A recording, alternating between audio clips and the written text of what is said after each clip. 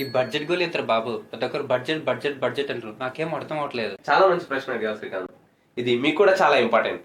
2 points లో చెప్తాను, వీడియోని శ్రద్ధగా వినండి. బడ్జెట్ అంటే ప్రభుత్వం చేయబోయే ఖర్చులు మరియు వచ్చే ఆదాయాన్ని ఒక అంచనాతో రూపొందించి ఆర్థిక మంత్రి లోక్సభలో దీన్ని ప్రవేశపెడతారు. ఇది చట్టంగా రూపొందించబడి బడ్జెట్ గా మారుతుంది. దీనినే బడ్జెట్ అని అంటారు. ప్రతి సంవత్సరం కేంద్ర ప్రభుత్వం మరియు రాష్ట్ర ప్రభుత్వం బడ్జెట్ ను ప్రవేశపెడతాయి. ఈ బడ్జెట్ ను ప్రవేశపెట్టినప్పుడు మనం తరచుగా కొన్ని మాటలు వింటుంటాం. ఈసారి లోటు బడ్జెట్, ఈసారి మిగులు బడ్జెట్ అని ఇట్లా వింటుంటాం. లోటు బడ్జెట్ అంటే ప్రభుత్వ ఆదాయం తక్కువగా ఉండి వ్యయం ఎక్స్పెండిచర్ ఎక్కువగా ఉంటుందో దానిని లోటు బడ్జెట్ అని అంటారు. ఎప్పుడైతే ప్రభుత్వ ఆదాయం ఎక్కువగా ఉండి ఆ వ్యయం ఎక్స్పెండిచర్ తక్కువగా ఉంటుందో దానిని మిగులు బడ్జెట్ అని అంటారు. ఏవైతే రెండు ఆదాయము మరియు వ్యయం సమానంగా ఉంటుందో దానిని సంతులిత బడ్జెట్, బ్యాలెన్స్డ్ బడ్జెట్ అని అంటారు. మరి ఈ ప్రభుత్వానికి ఎన్ని రకాలుగా ఆదాయం వస్తుంది, ఎన్ని రకాలుగా ఖర్చు పెడుతుంది?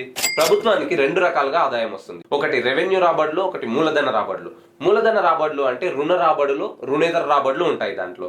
మరి వేటి ఆధారంగా ఎక్స్పెండిచర్ అంచనా వేస్తారు? ఇవి 2 రకాలు ఉంటాయి. ఒకటి పథక వ్యయము, 2 పథకేతర వ్యయం. పథక వ్యయం అంటే కేంద్ర ప్రభుత్వం లేదా రాష్ట్ర ప్రభుత్వం ప్రవేశపెట్టిన పథకాలకు కొంత నిధులు కేటాయిస్తారు కదా, అది పథక వ్యయం. ఏవైతే పథకాలకు సంబంధం లేకుండా నిధులు కేటాయిస్తారు కదా వాటిని పథకేతర వ్యయం అంటారు.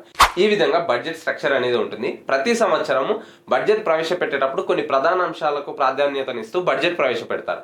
ఈ సంవత్సరం కేంద్ర ప్రభుత్వం 9 అంశాలకు ప్రాధాన్యతనిస్తూ బడ్జెట్ ప్రవేశపెట్టింది.